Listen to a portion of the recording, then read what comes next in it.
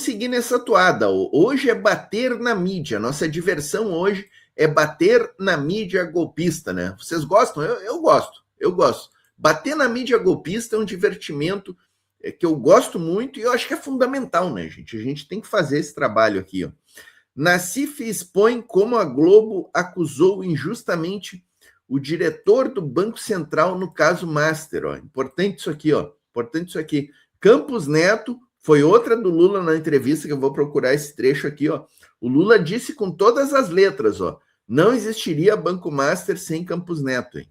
Com vocês aí, vocês se lembram quando começaram os vazamentos aí da Operação Lava Jato 2 pela Polícia Federal, que estava tocando o caso Master aí. Nós caímos criticando aqui em cima, porque esse tipo de jornalismo, chamado jornalismo cela, você tem um interesse político, que era desse grupo da Polícia Federal bolsonarista lá. Não, desculpe, lavajatista.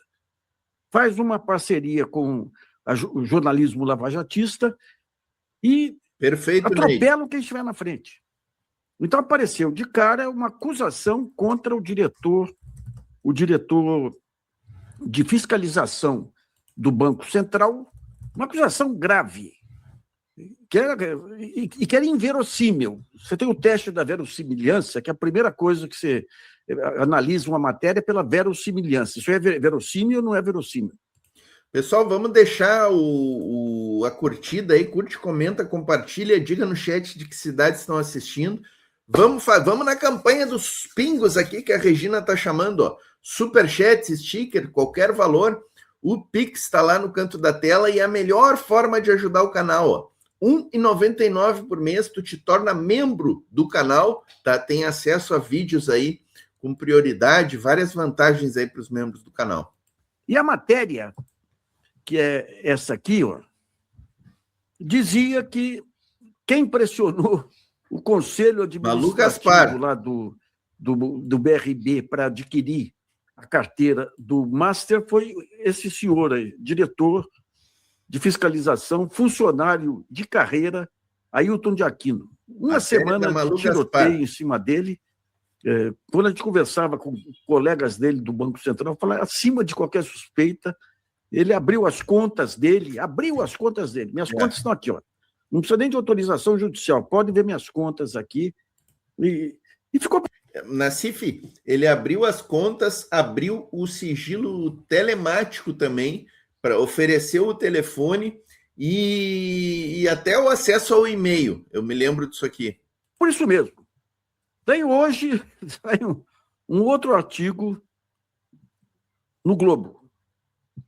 O título, eles colocam, Márcia mentiu, o TCU ao descartar o uso do FGC, uma gestão de risco de colapso.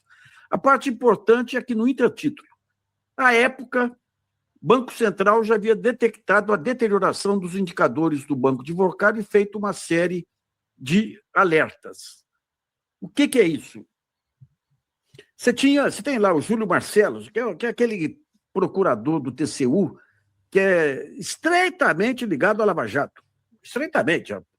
Apareceu em comemorações com o Sérgio Moro na época, foi um cara das pedaladas lá. E esse sujeito entrou com uma representação Marcelo, junto ao conselho do TCU, para o TCU.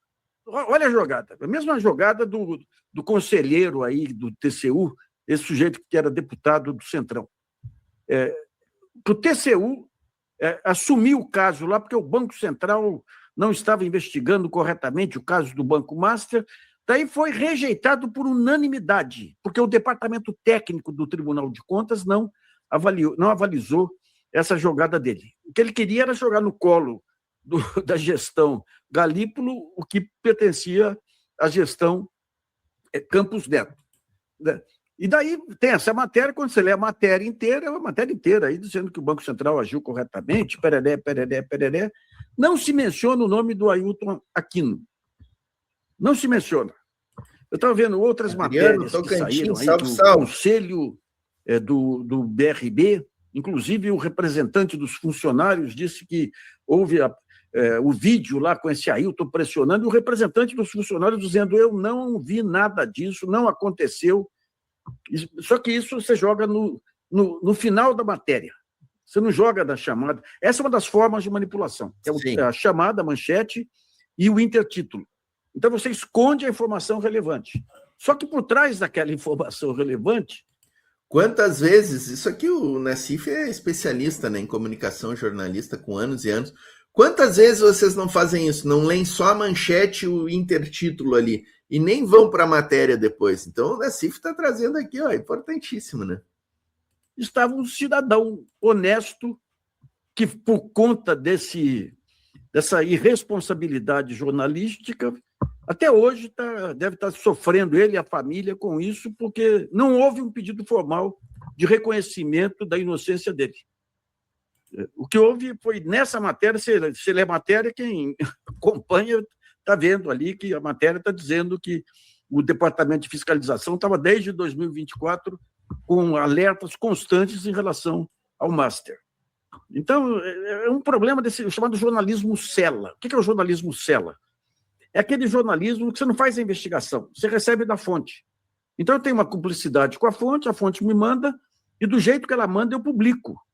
Porque se eu não fizer do jeito que ela não me manda mais matéria e eu perco meus furos aí. Então, é interessante, porque esse Júlio Marcelo... Não, e esse negócio aqui, né, já vou trazer o Nassif de volta, é justamente com o Banco Central, que eles fizeram essa matéria para tentar incriminar um diretor do Banco Central que foi indicado pelo Lula, né? Foi indicado pelo Lula, esse é um fator importante também, né? Justamente ali no Banco Central, onde a gente tinha 2 diretores do Banco Central, tinha o Campos Neto, que foi, como o Lula vai dizer aqui, ó, vou trazer esse trechinho, o ovo da serpente do Banco Master, o Campos Neto, e tem 2 diretores do Banco Central que estão na cadeia, que eram diretores indicados pelo Bolsonaro, estavam lá na gestão do Campos Neto, que eram informantes, eram agentes do Vorcaro e da quadrilha Master, da quadrilha Vorcaro, Epstein, né? Tem muita coisa de Epstein nessa questão, né? Tinha tudo isso e eles foram buscar lá um diretor honesto, libado, com grande trabalho, porque foi indicado pelo Lula, porque eles queriam relacionar o Banco Master com o Lula. Eles querem, né, relacionar. Vamos ver o que o Lula diz aqui sobre o Campos Neto, seu ovo da serpente do mar. Limite para apurar corrupção. Não tem limite. Seja quem for, envolva gente do governo ou não, tem que apurar. Porque a sociedade tem que saber quem é o sacana que está tentando ganhar dinheiro às custas, sabe, do povo brasileiro. Vamos pegar o caso do Banco Master. Ou seja, esse dia perguntei para uma pessoa importante desse país aqui, por que você nunca publica o nome do Roberto Campos? O vagabundo Campos Neto, Daniel. Aí, ou seja, o Ilan, que era o ex-presidente do Banco Central, recusou reconhecer o Banco Master. Salve, Mário Lúcio. 2 anos depois. 2 anos não. Isso foi em fevereiro. Uhum. Em setembro, sabe, o senhor Roberto Campos legalizou o Banco Master. E todas as falcatruas que vêm na árvore genealógica do Banco Master tem quem? O governo Bolsonaro. O Guedes. E os ministros deles. Quem é que indicou o Campos Neto? É só você mostrar. É só você mostrar. Que você vai perceber que há uma tentativa de esconder o verdadeiro... Sabe, qual é a serpente que pôs o ovo? É o senhor Roberto Campos. Tá aí. É importante trazer, né? Lula on fire, né? Lula on fire. Lula foi muito bem, né, nessa entrevista. Vamos voltar com o Nassif aqui, ó, para o Nassif fechar este raciocínio aí, ó. Para o Nassif fechar aqui. Era lavajatista, aparece em outras matérias da colunista. Bastaria a colunista ter consultado ele na época. Mas o que falavam na época lá? Várias matérias incriminando o Ailton, dizendo 4 fontes. 4 fontes, e era do conselho do BRB, disseram que teve pressão do Banco Central. Hoje, quando você vai ver o resultado final, você houve uma mudança na diretoria do BRB, entra um novo presidente, contrata a Kroll para fazer uma investigação. O que diz a Kroll? Tem que demitir todo o conselho deliberativo do BRB. 30 pessoas envolvidas aí com o escândalo do Márcio, sendo que 10 envolvidas criminalmente. O que comprova... E lá atrás, essas 10, 30 pessoas, uma quadrilha atuando no BRB, e a matéria dizendo que os coitados lá, os pobres conselheiros, estavam sendo pressionados por esse sujeito influente, é diretor de carreira do Banco Central. É terrível esse jogo. Olha, eu tenho, desde que eu comecei no jornalismo lá atrás, uma implicância terrível com o efeito manada. E com essa falta de respeito nas acusações. Não percebe que atrás tem uma... Principalmente quando vem com pessoas sem proeminência política, um funcionário de carreira do Banco Central. Esse é um ponto relevante. Um outro ponto é o seguinte: precisamos começar a discutir uma reformulação ampla no Supremo Tribunal Federal e no sistema judiciário como um todo. Assim como o Brasil está sendo, em vários lugares, está tendo reformas para aprimorar, precisamos fazer o mesmo no Supremo Tribunal Federal, sem tirar a autoridade do Supremo Tribunal Federal. Perfeito. Os poderes constitucionais do Supremo são extremamente relevantes para a democracia brasileira. Aí. Não pode ficar... agora tem que estabelecer uma reformulação geral aí no Poder Judiciário, envolvendo até o próprio Supremo.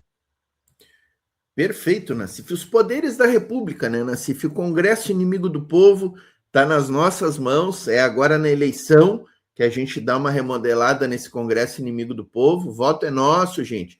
Vamos votar em deputados e senadores, deputados estaduais também, não esqueça os deputados estaduais do PT, do PSOL e do PCdoB, tá, pessoal? Tirei os outros partidos. Vamos focar nesses três aqui, que são os partidos mais relevantes da esquerda. Especialmente o PT e PCdoB.